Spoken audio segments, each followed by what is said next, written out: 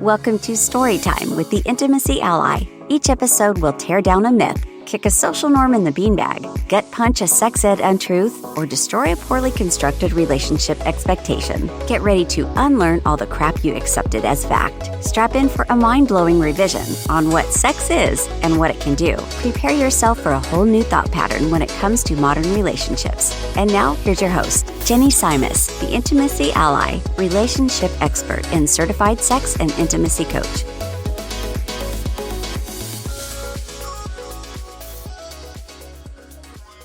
Welcome to Storytime with the Intimacy Ally. I'm your host, Jenny Simus, the Intimacy Ally, sex, intimacy, and relationship coach. Today, we're going to be talking about something that is near and dear to my heart because I'm very annoyed with how much I hear about it and how it is still a thing. The story that we are going to shakedown today is don't show your true self up front. Now, when I say that, what I'm talking about is the advice that many of you have gotten to hide your true selves when you are starting a new relationship. Honestly, raise your hands. Who has not had this happen? I bet it's none of you. So, my lovelies, I hate this one. Don't show your true self up front. You can't share too much about you off the break. Why are you telling them so much right away? You're going to smother this new person with information. You got to let someone know how weird you are in like a trickle, not in a wave. Where did this lie originate? And why do we still believe it is necessary? I have had so many clients and friends show me that this is still a thing, even though I have shown them how I ended up finding someone who has turned out to be the most excellent match I've ever had simply by being blatantly honest in my online profile. It is so easy to falsify ourselves right now. Ask 9 out of 10 of your friends how they met their significant others, and they're going to tell you online. It is incredibly easy to fall into the trap of developing a quote unquote dating site persona. It is common, but so unnecessary. And to be honest, it sets a trap for both people involved. I want you to come with me on a little thought experiment journey. Let's think about some of the dating sites right now. I'm going to go with Bumble, Match.com, and Hinge. I have no endorsement from any of these sites, although I will admit I met my fiance on Hinge. But Bumble has over 50 million users.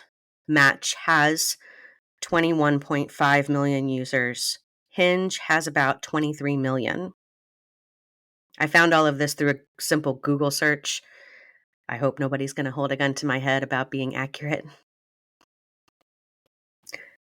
I didn't break down how many people are paying for premium services. I didn't break things up by sexuality, gender, who is seeking whom. I just wanted to know, or rather to show, the incredibly high number of people who are out there actively looking for their someone special. Now put that all together. Understand that this is just a fraction of the people out there who are looking, because these are just 3 of at least 100 dating sites that people are accessing. So on 3 sites, that's roughly 100 million people. Now, understand that I understand you are not going to be digging through that many profiles. Most likely, you are going to have to set your settings aligned so that you're finding people who are within an hour, maybe an hour and a half, maybe a neighboring state is the closest you'll get if you live in a small state. If you are unfettered by location-dependent responsibilities, maybe you open yourself up for a nationwide search. If you're the adventurous sort and unfettered, maybe you open yourself up worldwide You are the exception, not the rule. Still, in your area, odds are there are more people looking than you would ever meet in real life, considering we all just don't go out and socialize with strangers the way that we have to in generations past. You're going to have to do more than fill up your profile with strange facts or telling people things that are only a fraction of how you actually feel. You're going to have more than your fill of people eyeing your profile and presenting themselves in your DMs. Now, I want you to also think about how we are all still existing through a global pandemic. Sure, we're not in lockdown anymore. Your first several attempts at dating may have happened completely online during a time when it was life threatening to interact with others.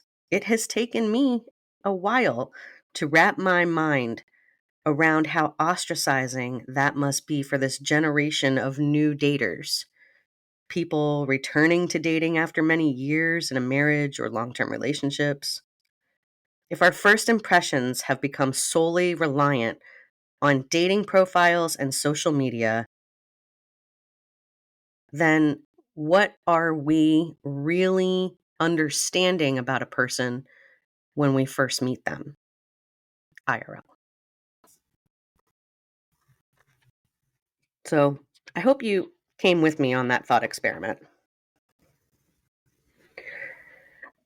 My point with this experiment was that I just wanted to give you a ballpark number here of how many other people might be on these sites.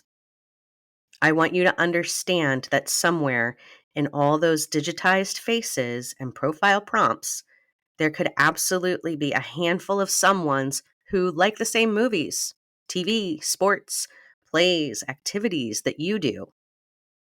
There could be a pile of people who admire the same writers or want or don't want kids or already have kids like you do.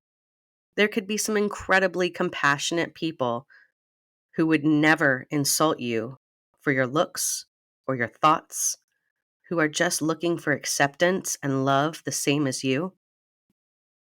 So why are you cutting yourself off at the knees, trying to be something you're not? Why are you using filters or posting pictures of yourself 10 years ago? You're setting yourself up to never meet this person in real life. Never. And if that's the case, why are you even on the site?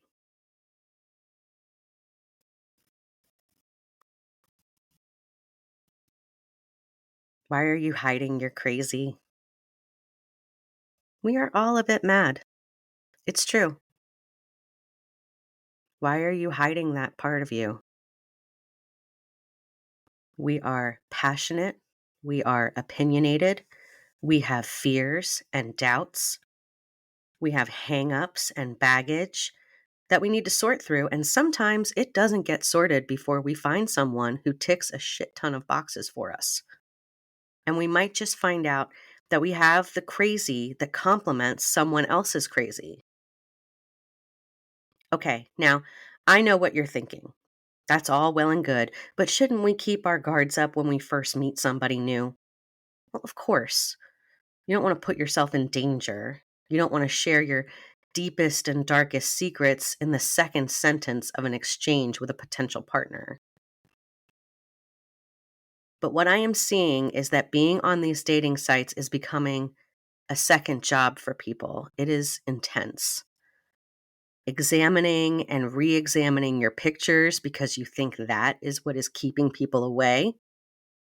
Writing, proofing, and rewriting your profiles because you think you could just change a couple sentences and maybe the right people will start messaging you. Checking every single ping and taking hours to correspond.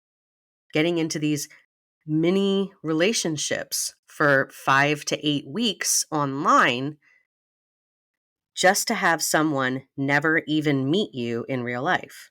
It is exhausting to watch. So I can't imagine how tiring it is to live it. You've been fed a line that you should not reveal your true self. So now, the result, you pretend and pretend to be what you believe someone might be looking for. You create this person's ideal person, and you answer their questions and send them pics and agree with their values and agree with their passions. And then it comes time to meet in person, and you know that without that keyboard and that screen, you will not be able to maintain your lie. You may even try it for a few weeks or a few months, but eventually the truth will out. If you do skip the weeks and weeks of many relationship online and just jump out there rolling with the person that you have created, you end up in a relationship cycle where you repeatedly ask yourself things like, why do they stop liking me as soon as I start liking them?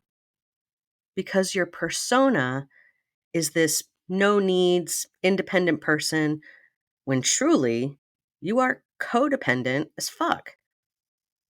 Or you have a few great weeks, say you love the other person, and then realize that when they say they love you too, it isn't you they love. It's this person you have created. And that destroys it for you. And you retreat, coming up with some grievance of convenience to keep your fault in this totally off you and on the other person.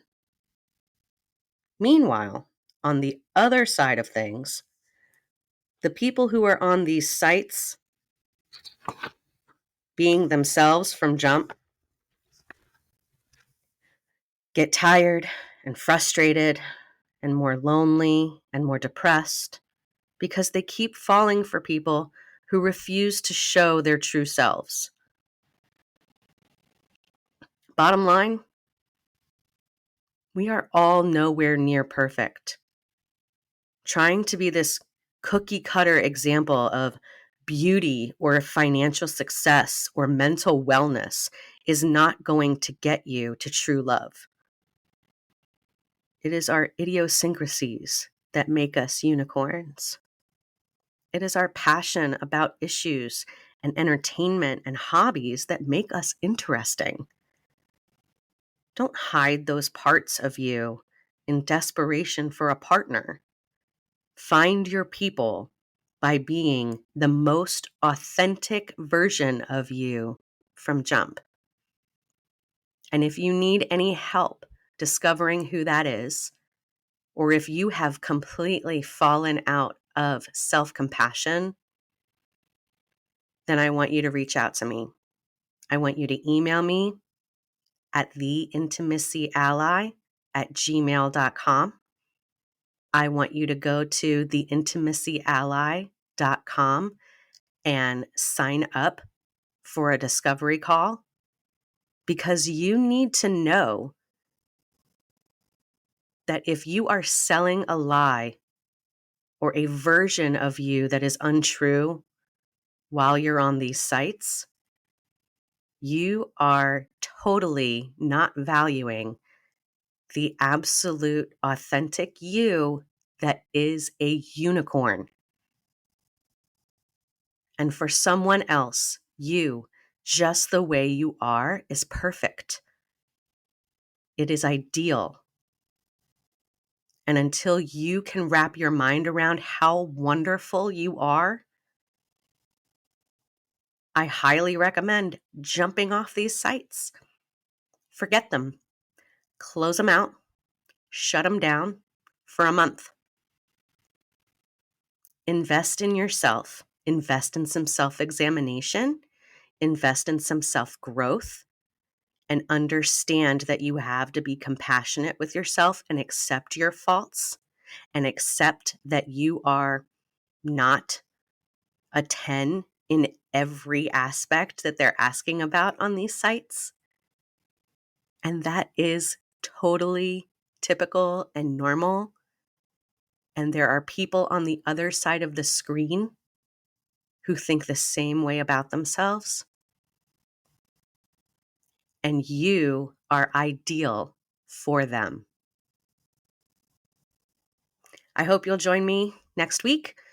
I hope you have enjoyed this episode, and I hope you take some time to invest in yourself and unlearn these bullshit stories that we have come up understanding as fact. Thank you. Thank you for tuning in to Storytime with the Intimacy Ally. We hope you learned a bit more about putting the fire back in your romantic relationships, exploring communication and emotional readiness in all relationships, and how to expand your definition of intimacy so you can reach your relationship goals. Go to theintimacyally.com to subscribe and never miss an episode. Follow the links in the show notes to social media and events. Till next time, keep on learning, growing, and thinking. Storytime with the Intimacy Ally podcast is meant for educational and entertainment purposes only and should not be considered as health or mental health advice.